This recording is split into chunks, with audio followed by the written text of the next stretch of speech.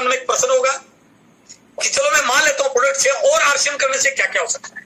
पहला सबसे बड़ा पॉइंट है, मैंने अभी इंडियन मार्केट की बात करी, ये हमारी ट्रेडिशनल मार्केट है जिसमें कंपनी कस्टमर तक प्रोडक्ट इस बाजार के माध्यम से पहुंचाती है। विज्ञापन वाले बहुत सारे पैसा लेते हैं, 100 रुपए का प्रोडक्ट कंपनी से निकलता है तो ग्राहक 200 रुपए का हो जाता है, 50% के बीच में चल जाता है। लेकिन ये मार्केट इस ग्राहक ने इतनी बड़ी बना दी है, आज ये मार्केट 65 लाख करोड़ की है। जिस प्रकार के प्रोडक्ट को हम आपके साथ शेयर कर रहे हैं उस प्रकार के प्रोडक्ट का इंडियन मार्केट का टर्नओवर 65 लाख करोड़ का है।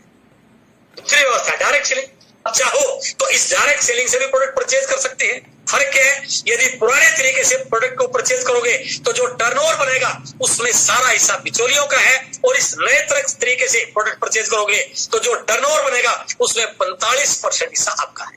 अर्थात आरसीएम करने से क्या हो सकता है, आरसीएम करने से हम इस बाजार के 45% के मालिक बन सकते हैं। और यही पहला पॉइंट था इंडियन मार्केट अपॉर्चुनिटी।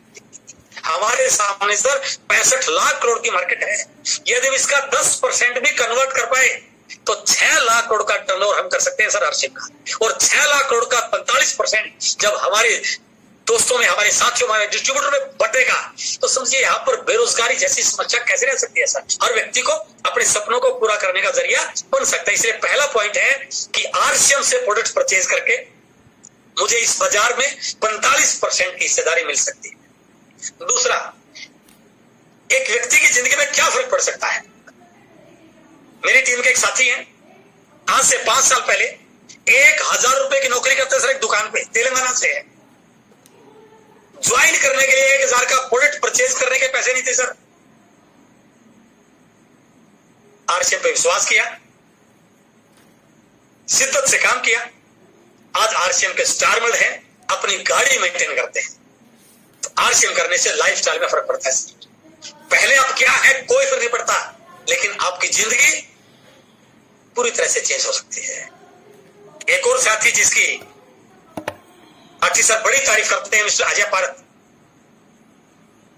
अभी भीलवाड़ा में एकेडमी थी सर हमारी 21, 19, 20 को,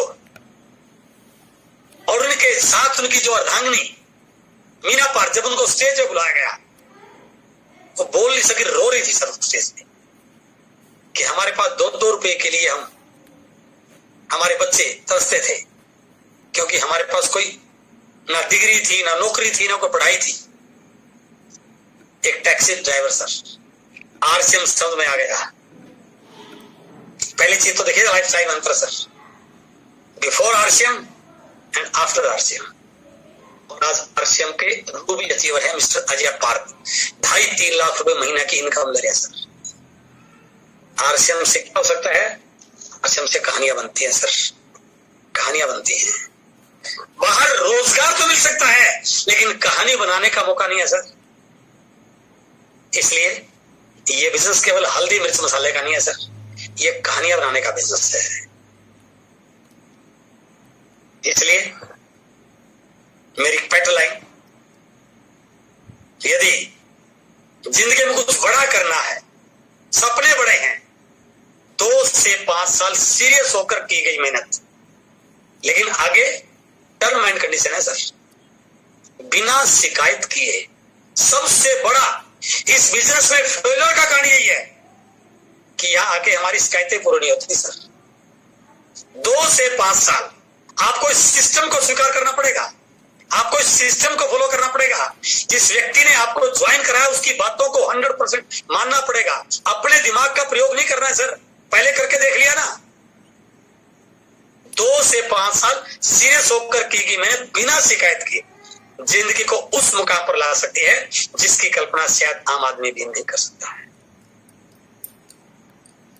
इसलिए यदि मुझे एक सफल लीडर बनना है, उस प्रकार का मुकाम हासिल करना है, उस प्रकार की शख्सियत बनना है, तो मुझे क्या करना पड़ेगा? 5 आदतों में बदलाव लाना पड़ेगा। ये 5 एक्टिविटीज आपको करनी पड़ेगी। सबसे पहला, सरेंडर योरसेल्फ टू सिस्टम। सबसे पहला, आप क्या जानते हैं, क्या मानते हैं, इस बात का इस बिजनेस से कोई लेना देना नहीं है सर। ये एक अलग दुनिया, अलग इंडस्ट्री है। ये मैं पहले लेक्चरर था, प्रोफेसर था, इस बिजनेस को प्रोफेसर बनकर नहीं चला सकता सर मैं। वहां मैं मैथ पढ़ाता था, यहाँ पर मैथ नहीं पढ़ाना था। यहाँ पर मैंने कम्युनिकेशन स्किल सीखनी थी, यहाँ मैंने लोक व्यवहार सीखना था, यहाँ मैंने लोगों की नो को यस में कन्वर्ट करने के तरीके सीखने थे, यहाँ मैंने पैसे सीखना था। तो यदि मैं उस एजुकेशन को लेकर यहाँ पर आता तो कभी सफल नहीं होता। तो मैंने सिस्टम को सरेंडर कर दिया, उस व्यक्ति को सरेंडर कर दिया जिसने मुझे ज्वाइन करा।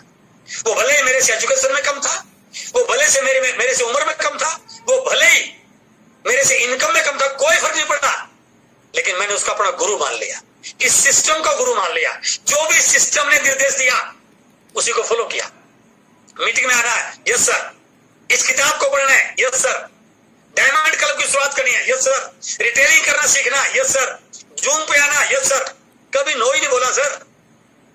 आज यदि मैं यहां पर हूं तो उसके पीछे ये कारण नहीं कि मुझे इस बिजनेस की मुझे ABCD भी पता नहीं थी, जैसे मैंने शुरू में बताया। I was totally illiterate about this field, लेकिन मैं 100% इस सिस्टम को सरेंडर हो गया।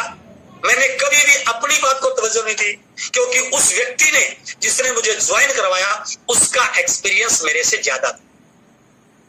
वो मेरे से पहले कुछ गलतियां कर चुका था, तो मेरे पास दो ऑप्शन थे, या तो मैं भी गलतियां करके सीख लूं, या दूसरा ऑप्शन यह था मैं उस व्यक्ति की बात मान लूं जो पहले गलतियां कर चुका है। तो क्या फायदा मिलेगा, मेरे बिजनेस में वो गलतियां होने से बच जाएंगी। तो जो काम उसने 2 साल में किया है उस काम को मैं 3 महीने में कर सकता हूं। उसका पहला तरीका है surrender yourself to system. Second is update. जैसे आप सरेंडर करते हैं आपका बिजनेस शुरू होता है, आप नेटवर्क बनाते हैं, आपका लेवल आता है। जैसे आपका लेवल आता है, लेवल के अकॉर्डिंग आपने अपने आप को अपडेट करना, अपने नॉलेज को, अपनी पर्सनालिटी को, अपने स्किल को। दुनिया के हर प्रोफेशन में जब भी किसी व्यक्ति को प्रमोशन मिलती है तो प्रमोशन से पहले उस व्यक्ति को ट्रेनिंग दी जाती है सर। आपका भाई पुलिस में कांस्टेबल है, 1 साल 2 साल के बाद उसकी प्रमोशन हो जाएगी, मान लीजिए सब इंस्पेक्टर में। उसको ऐसे सब इंस्पेक्टर की कुर्सी पे नहीं बिठाया जाएगा सर, उसको पहले ट्रेनिंग दी जाएगी 3 महीने 6 महीने की, ताकि उसके अंदर उन चीजों का अपडेट हो जो उसको अभी करनी है। तो इसलिए regular update yourself, update your personality, update your skill, update your knowledge. जो जो चीजें आ रही हैं उनसे अपडेट कीजिए। बिजनेस को बढ़ाना कैसे है, आउट ऑफ टाउन कैसे जाना, आउट ऑफ स्टेट कैसे जाना है, ब्रांचेस पे कैसे काम करना है, डेप्थ पे कैसे काम, update regularly. The third point is don't try to reinvent the wheel. हम बहुत सारा टाइम इस बात में निकाल देते हैं सर मैं ट्राई करके देखता हूं। ट्राई नहीं करनी है sir. Core, basics and cardinal 21 नियम है सर इस बिजनेस के चलाने के। उसमें बोला गया है कोई भी आइडिया आपको अच्छा आता, हो सकता अच्छा आइडिया हो, लेकिन बिना अपलाइन के कंसेंट के उसका प्रयोग नहीं लेना है।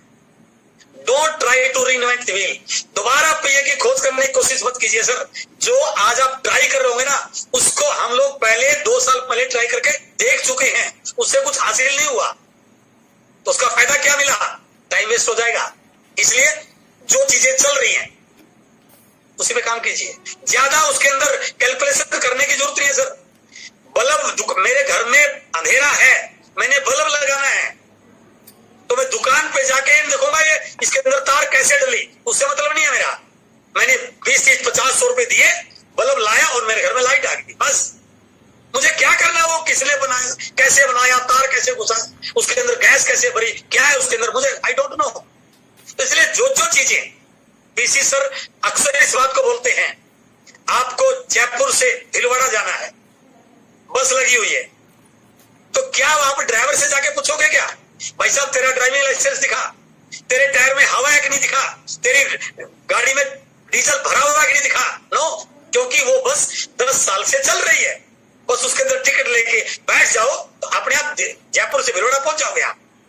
इसलिए सिस्टम 20 साल से चल रहा है सर, 22 साल से चल रहा है।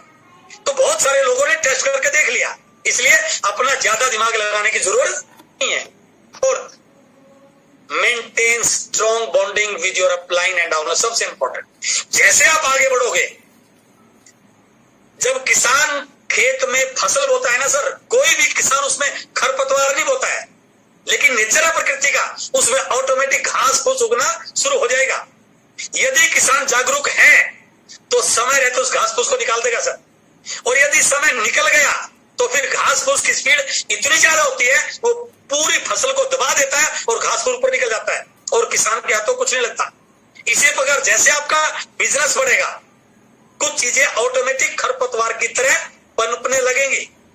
यदि आपका प्रॉपर कम्युनिकेशन नहीं है, चाहे अपलाइन के साथ चाहे डाउनलाइन के साथ, तो चीजें धीरे धीरे, मैंने कई लोगों की टीमों को, कई लोगों के नेटवर्क को खत्म होते देखा है इस बॉन्डिंग की कमजोरी की वजह से, हमारी छोटी छोटी ईगोज की वजह से, हमारे रिलेशन ना बिल्ड करने की वजह से। तो इसलिए जब भी आप इस बिजनेस में कैरियर बनाना चाहते हैं तो चौथा पॉइंट बहुत इंपॉर्टेंट है।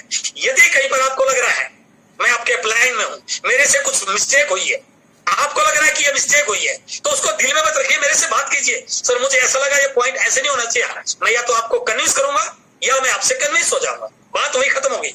हम दिमाग में दिल में लिए घूमते रहते हैं और उसका रिजल्ट क्या मिलता है? अपलाइन डाउनलाइन के बीच सही रिलेशन बन नहीं पाता, जो इस बिजनेस को बड़ा करने का बहुत बड़ा कारण है। ये डुप्लीकेशन का है सर, जैसा आप करोगे वैसी टीम आपके साथ करेगी। यदि आप अपलाइन का रिगार्ड कर रहे हैं तो आपकी टीम आपका रिगार्ड करेगी, आप नहीं कर रहे हैं तो टीम नहीं करेगी। और कई तो महानुभाव ऐसे भी होते हैं डाउनलाइन के सामने सिस्टम की, अपलाइन की, वो कार्ड रूल जानते ही नहीं।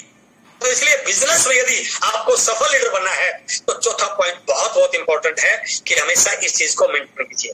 Fifth and last point, be available रहिए सर, चाहे बाय फोन चाहे बाय फिजिकल, जो भी चीजें।